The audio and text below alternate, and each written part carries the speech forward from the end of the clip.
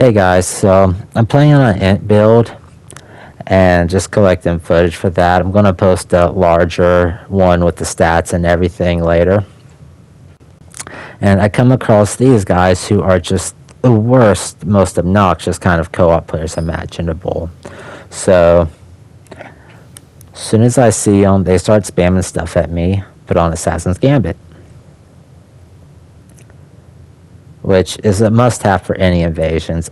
I really just need to, take one of them out quick, or so I thought, and it'll get easier. I saw the Phantom coming over here to hide around the rock. And I was hoping I could hit him with a couple of those and then rush him down, but it doesn't work. I should have quit after the second one, but I'm an idiot sometimes.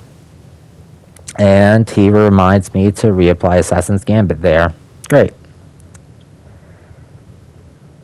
So we play Ring Around the Rock. I'm just glad to have some cover. Making sure all my buffs stay active. And this build has 27 strength, so for strength landing weapons, Cold Infused actually works pretty well. Just a side note. Anyway, they're sticking together. And I'm hoping I can chase them down here. No such luck. They're flinging stuff. Reminds me to reapply Assassin's Gambit coming up. I want to use Moonveil to hopefully prevent him from healing, but they got a Faith caster with heal from afar, so that's not happening.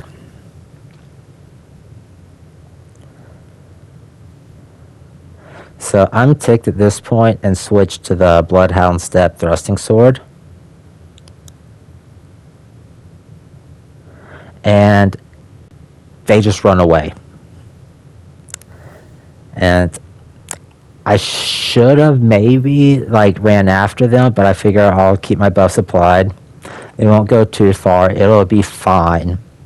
No, they end up elevator camping, and I spend a solid 10 minutes trying to find them until I realized they were doing it and used the Phantom Bloody Finger to respawn. So at that point, I'm ticked. Finally end up there with them because, this place has the worst spawns ever. And I see one of them with the fingerprint shield and a great spear. So Royal Knight's Resolve, Great Hammer, with Hammer Talisman and Dagger will one-shot anyone using a great shield like that, which is what happens here. So finally, one of them down. Okay, it's going to get easier from here. Switch back to the Thrusting Sword, dodge the moon. He reminds me to reapply Assassin's Gambit. So I'm just chilling here for a second. I got time. And I figured I could hopefully rush down the Faith caster.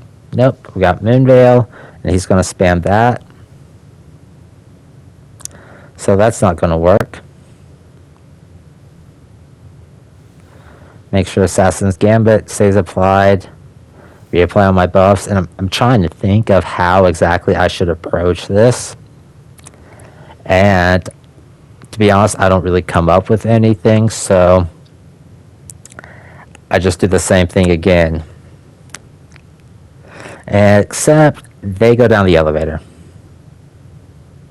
To elevator camp, but, on the bottom. Try sending Waves of Darkness down, but it doesn't work.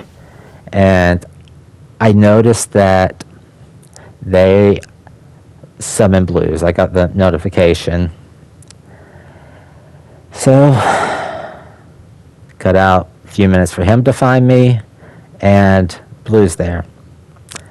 He said to wait. I guess he just really wanted to gank with them. I'm having none of it. I should have just backstabbed him, but I was feeling nice. And I know as soon as they see me take any damage that they're going to come up to gank with the blue. And I wanted him to eat some comets while I was doing that. Didn't happen. I don't know how it missed, but it didn't. So now I know I gotta rush him down before they get up here. Switch to the Moonveil and take him out. It's by far the best, heal punish in the game.